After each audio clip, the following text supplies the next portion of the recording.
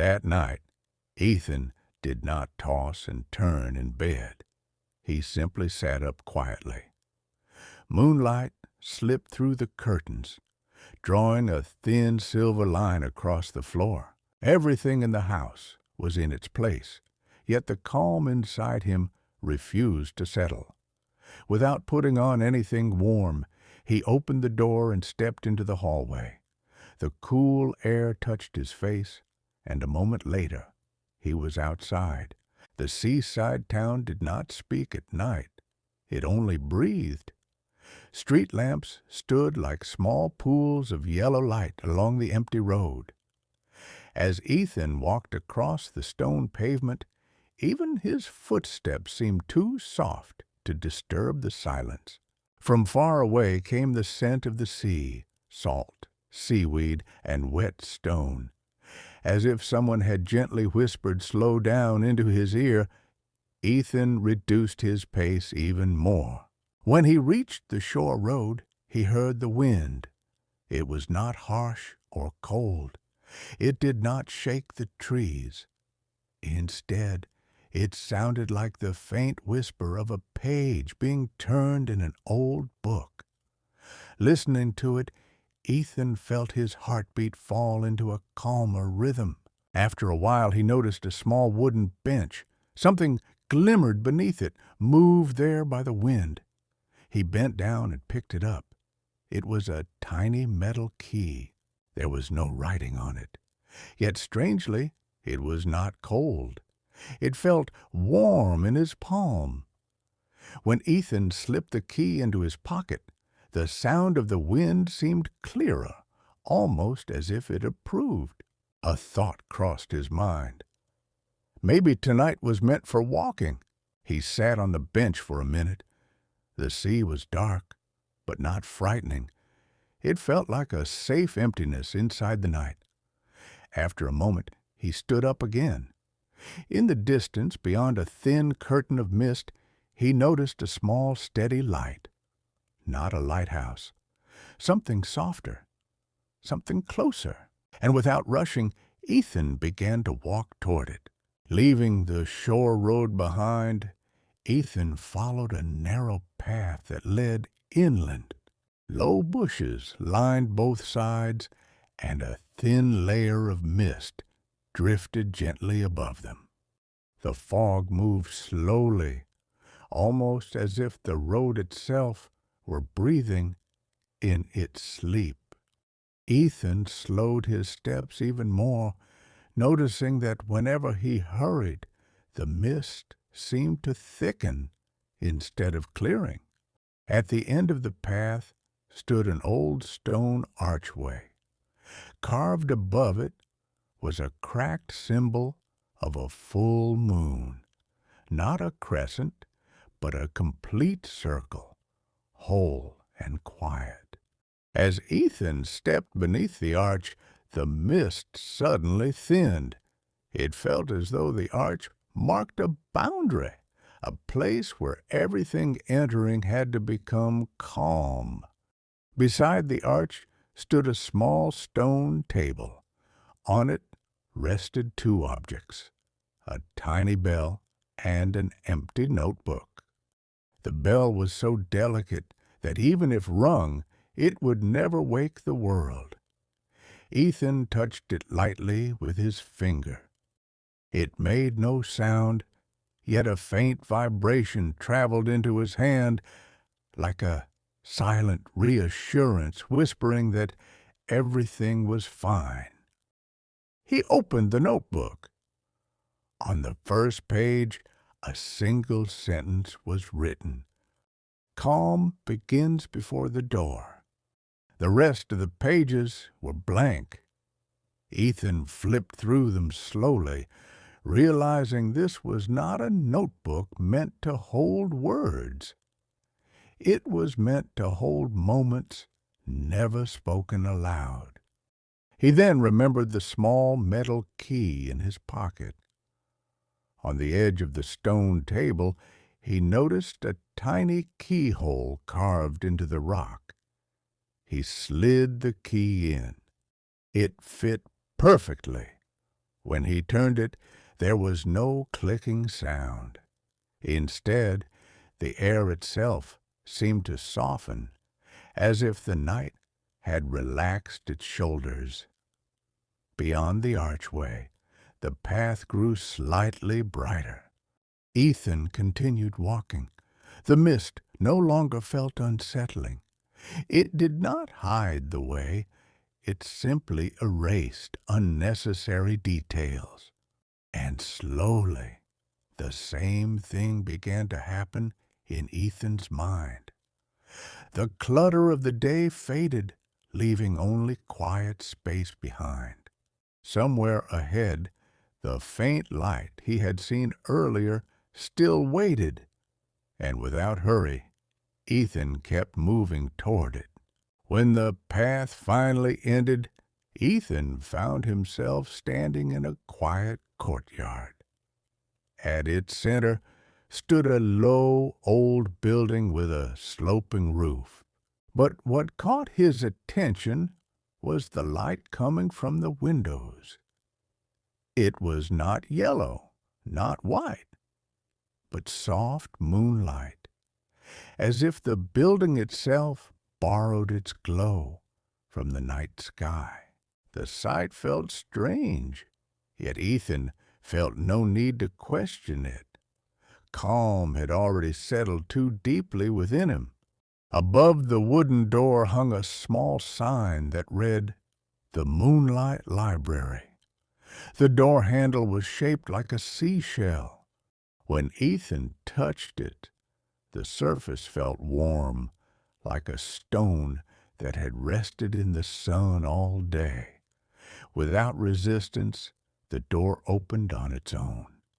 Inside, the air smelled clean, almost like fresh sheets rather than old paper. The bookshelves did not tower over him. They were built low and welcoming, as if they wished not to overwhelm visitors.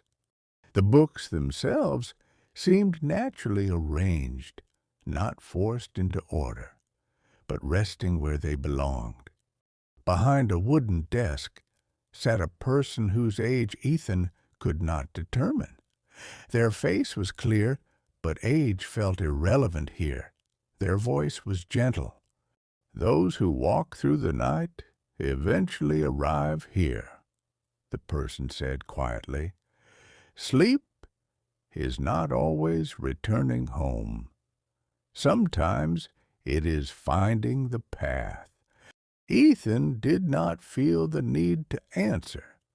Words moved slowly in this place, and silence seemed more appropriate. He simply nodded. On the desk lay another key. This one looked as if it were carved from smooth wood, simple and unpolished.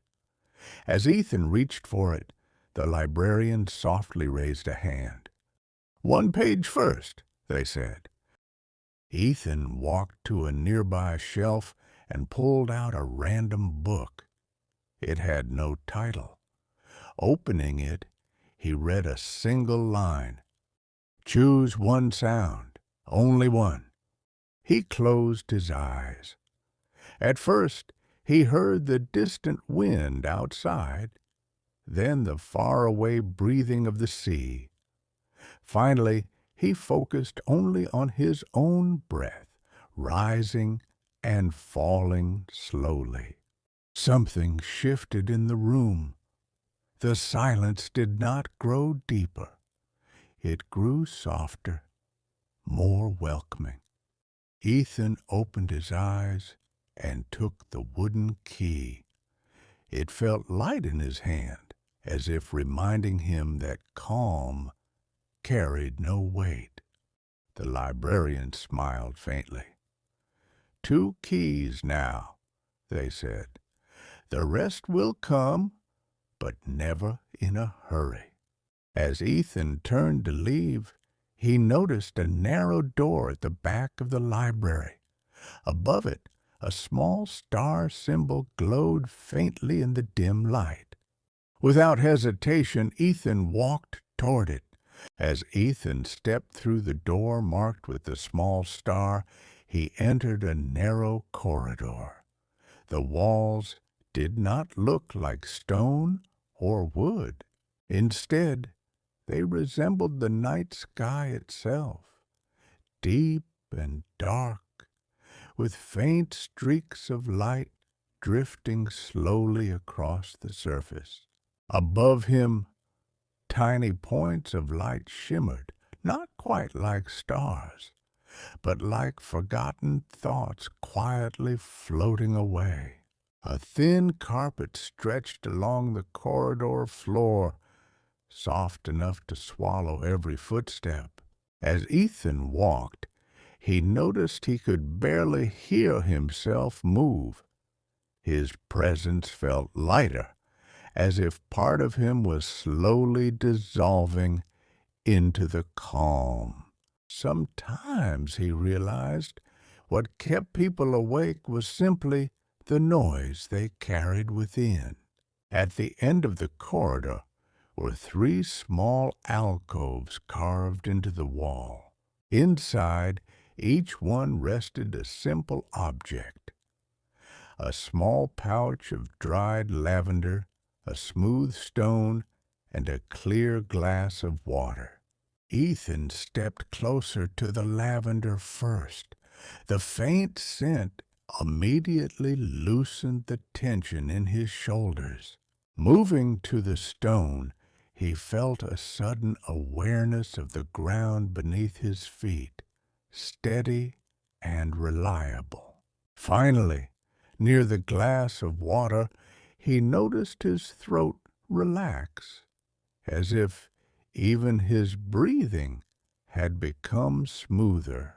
Above the alcoves, hanging gently on a small hook, was the 3rd key. It looked almost like glass, transparent, fragile, yet quietly glowing. As Ethan reached for it, words slowly appeared across the wall. Calm can be a scent, a touch, or a simple sip. He slipped the lavender pouch into his pocket, held the stone in his palm for a moment longer, then took a small drink of the water. None of it felt necessary, yet all of it felt right. When he finally took the glass-like key, it was not cold. It felt like something shaped from moonlight itself. At the far end of the corridor, another door silently opened. From beyond it came a gentle darkness, not threatening but comforting, the kind that whispered, "You can close your eyes now." And without fear, Ethan stepped into it. The darkness Ethan stepped into slowly shaped itself into a wide, quiet room. It was not grand, nor was it small. It simply existed without trying to impress anyone. Along the walls hung dozens of clocks. Some were tall and wooden, others small and modern, and a few looked ancient enough to belong to another century. Yet none of them ticked. There was no ticking, no clicking, no sound marking the passing of time. The silence was complete, as if time itself had agreed to rest inside this room. At the center stood a single wooden chair. Behind it, written neatly on a small piece of paper, were the words, "Do not listen to time. Choose your rhythm." Ethan walked to the chair and sat down. For a moment, nothing happened. Then he simply allowed himself to breathe, slowly in, slowly out, again and again. His shoulders sank. The tension in his jaw eased. The invisible rush he had carried throughout the day seemed to slip away. With each breath, he noticed that his heartbeat and breathing began to move together, steady and calm. At that moment, all the clocks on the walls gave off a faint glow, as if silently acknowledging that something had fallen into place. Ethan looked down and noticed the fourth key resting beneath the chair. It was made of thin iron, simple and slightly worn, as if it had been held many times before. When he picked it up, one of the clocks somewhere in the room produced a single soft tick, just once, before returning to silence. He understood then. Sleep did not arrive by watching the clock. It came when rhythm replaced urgency, when the body decided it was safe to slow down. Near the corner of the room, Ethan spotted a small window. Curious, he walked toward it and pushed it open. Outside, he could see the courtyard again. The mist seemed thinner now. The moon hung calmly above, closer than before. As Ethan turned back toward the door, he realized something else had changed. The quiet hurry inside him, the need to get somewhere, had slipped off his shoulders like a coat no longer needed. He placed the iron key in his pocket, and as he stepped out of the room of silent clocks, his heart seemed to whisper gently, "There is no need to rush any more." Ethan found his way back to the library, the familiar scent of old paper now laced with a soft reminder of lavender. The shelves seemed to stretch farther than he remembered, yet everything felt smaller somehow, more intimate, as though he had entered a room in his own mind where things were rearranged to make sense. The librarian was nowhere to be seen, but on the desk lay a book, open. In the center of the page, only one question appeared. "Do you remember your safest place?" The words hung in the air, not demanding, just waiting. Ethan closed his eyes, trying to imagine a place where he felt truly secure. He pictured a winter evening, the crackle of a fire, a thick blanket wrapped around him, the rhythmic sound of rain against the window, and the feeling of being held by someone. A simple moment, calm and undisturbed. That memory came flooding back, clear and warm. The safe place wasn't a distant moment. It was a feeling, a quiet certainty, a sense of home. When he opened his eyes, he found himself standing in front of a new section of the library, a part he hadn't seen before. Above the shelves, the words, "The Shelf of Memories," were carved into the wood. Ethan ran his fingers along the spines of the books, each one unmarked, as though they were more like fragments of experiences than stories.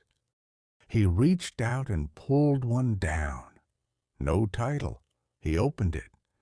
The pages were empty, except for one. Memories are not written. They are lived. He turned the pages slowly, waiting for something to appear. But nothing did. Instead, a soft warmth began to spread through him, as if the book was giving him something beyond its pages. the quiet realization that some memories are never captured in words. Among the books, Ethan noticed the fifth key resting on a shelf. It was not made of metal, but of soft cloth, like something woven with care. It felt delicate, light, and yet firm in his hand.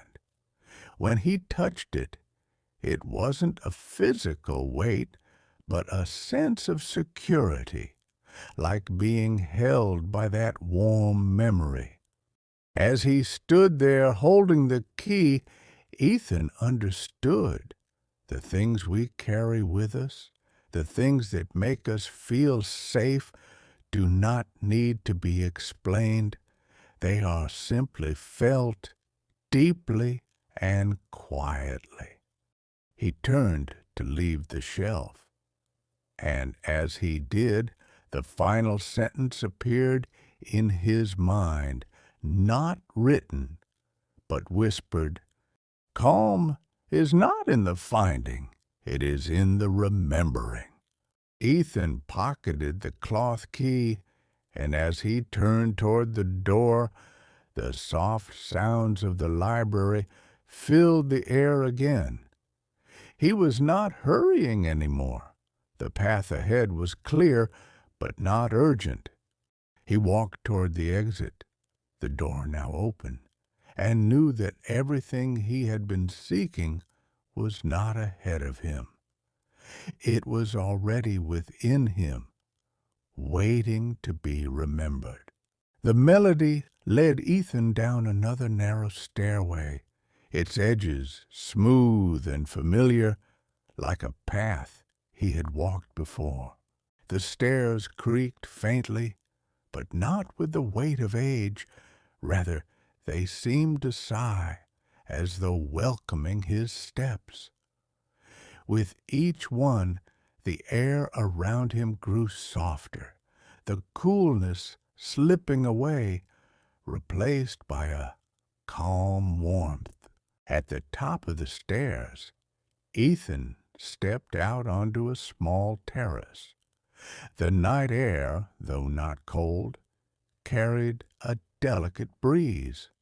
It wasn't a wind that moved the trees or caused a chill. It was a soft current that whispered, as if it carried secrets meant only for him. In the center of the terrace, hanging on a delicate chain, was a wind chime. It wasn't like any chime Ethan had seen before.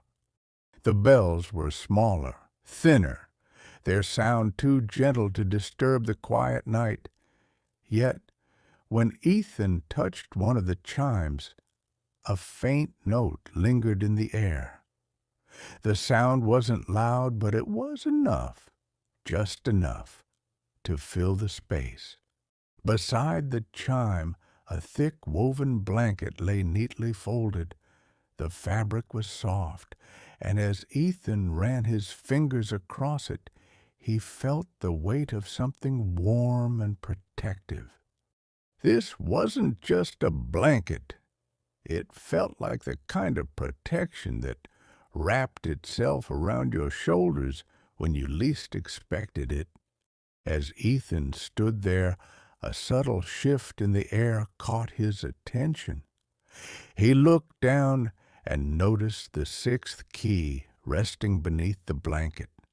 It was smooth, with a pattern resembling gentle waves on its surface. Ethan picked it up carefully. It was light, almost weightless, but the feeling it gave was like being held by something strong yet gentle.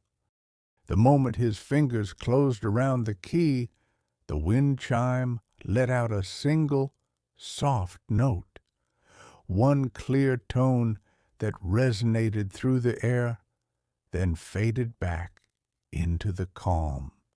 Ethan felt the weight of the key settle in his palm, and with it a quiet understanding. Sometimes the things that protect us aren't heavy. They don't burden us. They simply create the space where we can breathe. Ethan felt his chest expand, a deep sense of release. The urgency of the day, the weight of thoughts that never seemed to stop, were slowly dissolving. The wind on the terrace had no direction, no destination. It simply moved, as he did now. Across the terrace, he saw another door.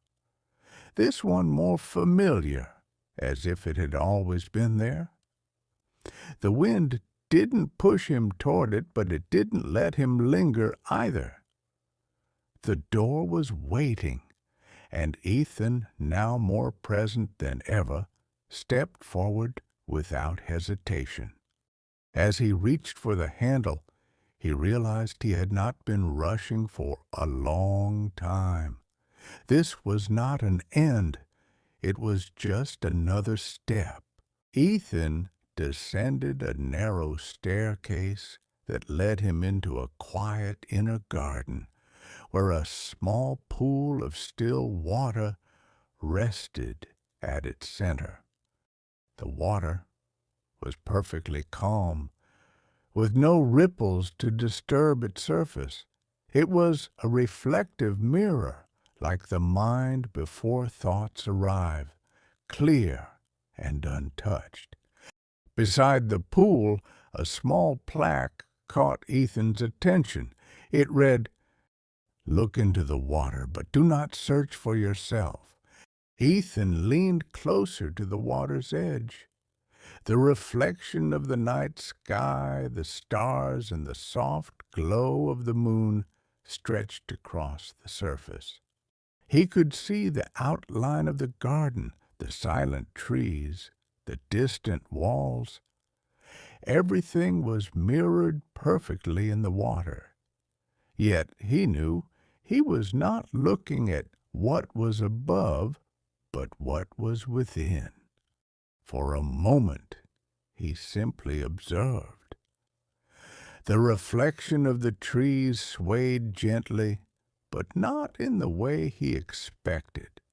It was as though the water itself was in a state of calm, breathing slowly, exhaling and inhaling the night. There was no need to search for something. It was as if all that needed to be known was already present. Near the edge of the pool, Ethan noticed the seventh key. This one was different from the others. It was made of stone, smooth and cool to the touch. The stone felt familiar, like the kind you might find in a place that had been visited many times before. It was not cold, nor was it warm, but it carried a weight, subtle and grounding.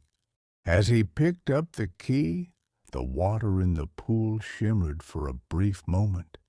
The stars above flickered, their light rippling like a faint echo. There was no sound, only the deep vibration of something understood. Ethan realized that, like the water, this journey was not about finding answers. It was about seeing the reflection of things that were always there, things that had been quietly waiting to be noticed. With the key in hand, Ethan stood up, feeling a gentle pressure in his chest, not of urgency, but of peace. He turned away from the pool and noticed a small bench at the far side of the garden. The garden was silent, and yet there was a subtle hum in the air, a feeling of being held by something larger than himself. As he walked toward the bench, the reflection in the water began to blur, the image softening, as if it, too, were ready to let go of its stillness. Ethan reached the bench, sat down, and for the first time felt completely present in the moment. The water, the sky, the garden, they were all parts of a quiet rhythm, a rhythm that did not demand attention but only required presence. The seventh key was now safely in his pocket, its weight not heavy, but grounding. The door at the far end of the garden stood open. Ethan walked toward it, knowing that with each step he was not getting closer to the end, but simply further into the rhythm of the night. And in that rhythm he could hear the quiet hum of something greater, something that had been with him all along. Ethan returned to the library once more, though it felt different now. The shelves no longer seemed to stretch endlessly. Instead, they felt intimate, as though he had walked into a personal space within his mind, where every book had its place and every thought its own shelf. The librarian was nowhere to be seen, but on the desk was a book that had not been there before. It was open, and across the page were just a few simple words. "Where do you find your safest place?" The question hung in the air, not forcing an answer, but inviting one. Ethan closed his eyes, letting his mind wander. He thought of a memory, a winter evening, the crackle of a fire in a stone hearth, the scent of rain against the window, the warmth of a thick blanket wrapped around him.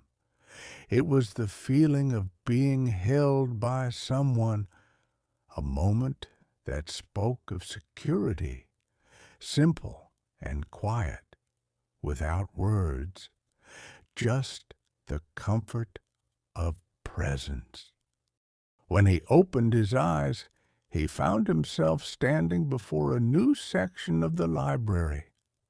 Above the shelves, the words, "The Memory Shelf," were carved into the wood. Ethan touched the books along the shelf, each one unmarked. They were not titles, but fragments of moments, stored as memories, waiting to be remembered. He pulled one from the shelf. The cover was blank. Inside, the first page was empty, except for the words. Memories are not written, they are lived. Ethan flipped through the pages, but nothing else appeared. No more words. It was as though the book was not meant to capture what had already been experienced, but to acknowledge it. The blank pages were enough. At the end of the shelf, nestled between two books, lay the eighth key.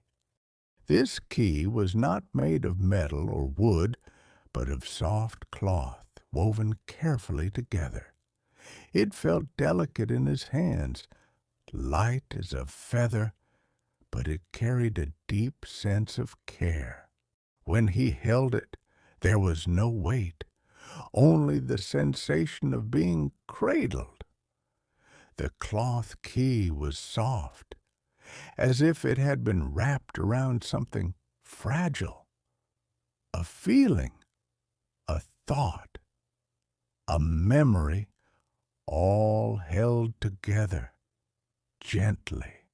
Ethan placed the cloth key into his pocket, feeling the soft fabric settle there. As he did, a sense of understanding flowed through him. The things we carry with us, the things that make us feel safe, do not need to be explained. They are not heavy burdens, but gentle comforts, the kind we remember even when we forget. Ethan turned and walked toward the exit of the library. He no longer felt the need to hurry. Every step felt steady. Every breath felt full. The door before him opened slowly, and as he stepped into the soft light beyond, he knew this was not an end. It was simply another moment, another rhythm in the dance of the night. Ethan walked through the door and into a quiet space that felt both familiar and new. The room was not large, nor was it small. It simply existed, like the rest of the night, unassuming but profoundly present. In the center of the room stood a bed, simple and inviting, with no frills or decorations. It wasn't ornate, but it was perfect in its simplicity. The air felt soft and gentle, as if the room itself was inviting him to rest, to lay down, to stop searching, and simply be. Ethan walked toward the bed, but he did not hurry. He knew that sleep was not an act of rushing.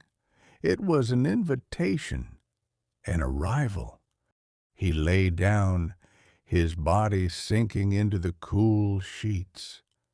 The moment he settled in, something shifted in the air, not with noise or sudden movement, but with a quiet certainty. Ethan closed his eyes. He did not immediately fall asleep. Instead, he simply felt himself become still. The room, the bed, the space around him, all of it was now part of him. Every breath he took felt like a conversation with the night. Every muscle in his body relaxed, not because he tried, but because it was the only natural thing to do. The weight of the journey, the keys, the moments, all of it melted away, and in its place there was only peace. No pressure, no tension, no rush. Just the soft rhythm of breathing, the steady beat of a heart that had found its own pace. The moonlight in the room began to dim slowly, as though it were the closing of a story. But it was not an end. It was a transition. As the light waned, Ethan felt the subtle presence of the morning on the horizon, not rushing in, but gently unfolding. The light wasn't sharp. It didn't pierce through. It simply washed over the room in quiet waves like the first breath after a long sleep. For a moment, Ethan thought of the 10 keys he had collected, the journey he had walked, each step leading him closer not to a destination, but to himself. He didn't need to hold on to them anymore. They had opened something far greater than any door. They had opened a way of being. And as the last trace of moonlight faded from the room, Ethan's breath deepened, his mind quieted, his heart slowed. The morning had arrived, not in a rush, but in a perfect moment of rest. The world outside was still. The night was gone, but it had not left him. He carried it with him, gently, quietly. Ethan did not need to wake up. He was already awake. In that space between the closing of the moon and the opening of the morning, he had found exactly what he was looking for, not in the search, but in the stillness. And as the day began, Ethan knew he had finally arrived.